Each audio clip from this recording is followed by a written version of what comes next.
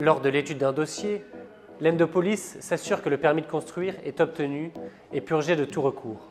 En quoi consistent ces recours? Comment s'assurer que le promoteur est en règle avec l'administration? Aurélien Massaguer, avocat au sein du cabinet Massaguer et Simon, vous l'explique.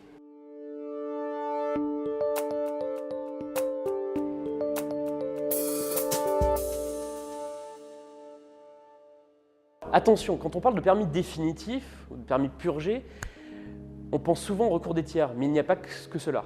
Donc il y a effectivement cette période de 2 mois, mais il y a également donc, la période de 2 mois pendant laquelle le préfet peut exercer son contrôle de légalité sur le permis, à partir du moment où l'autorisation de construire lui est notifiée par la collectivité. Mais il y a également un délai de 3 mois qui court à compter de la date de délivrance de l'autorisation et pendant lequel le maire est en mesure de retirer le permis de construire s'il constate une illégalité. Donc il peut revenir sur la décision initiale parce qu'il est alerté par un voisin, parce qu'il est alerté par le préfet, et donc pendant ce délai de 3 mois, il y a encore une incertitude, en tout cas sur le permis. Et donc c'est vraiment au bout, on peut dire, si l'affichage a été fait immédiatement, au bout de ces 3 mois, à la date de délivrance, depuis la date de délivrance de l'autorisation, que le permis est réputé vraiment définitif, et à partir de ce moment, effectivement, l'autorisation, même le permis de construire, ne peut plus être contesté. Il n'y a pas de document qui est prévu au code de l'urbanisme permettant de s'assurer que le permis de construire est définitif. En revanche, ce qui est une pratique plutôt courante, c'est de demander au tribunal administratif compétent dans le ressort du territoire où a été délivrée l'autorisation, une attestation de non-recours. Le recours le plus classique, c'est le recours du voisin devant le tribunal administratif, donc ce qu'on appelle un recours en annulation du permis de construire. Alors il faut savoir que ce recours n'est pas suspensif, c'est-à-dire que le promoteur peut malgré tout engager les travaux, à moins que le voisin n'engage un référé suspension, donc ce qui est une procédure d'urgence qui permet de suspendre l'exécution des travaux. Ça, c'est une chose. Ensuite, lorsqu'effectivement il reçoit notification, le promoteur, d'un recours, il doit faire attention à plusieurs choses.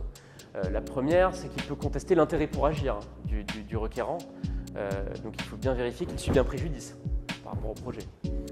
Deuxièmement, qu'il a bien reçu une notification, donc ce qu'on appelle la notification R601, du recours qu'il a intenté devant le juge administratif.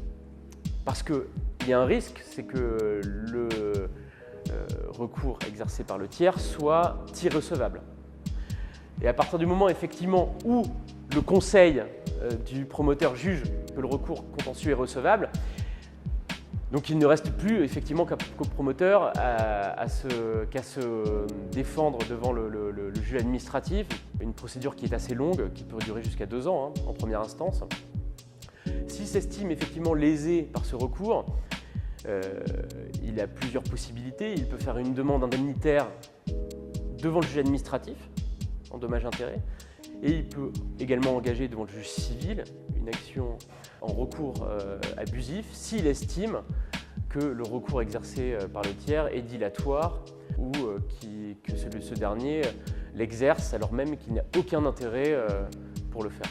La durée de validité d'un permis de construire est désormais de 3 ans et renouvelable 2 fois pour une période d'1 an. Il faut être très vigilant lorsque les travaux n'ont pas encore été entamés, de ne pas tomber sous le coup de la péremption du permis et d'anticiper effectivement une demande de prorogation 2 mois avant le terme de la validité du permis. Et cette prorogation pourra être obtenue si les dispositions d'urbanisme n'ont pas évolué de manière défavorable, attention, pour le porteur du projet.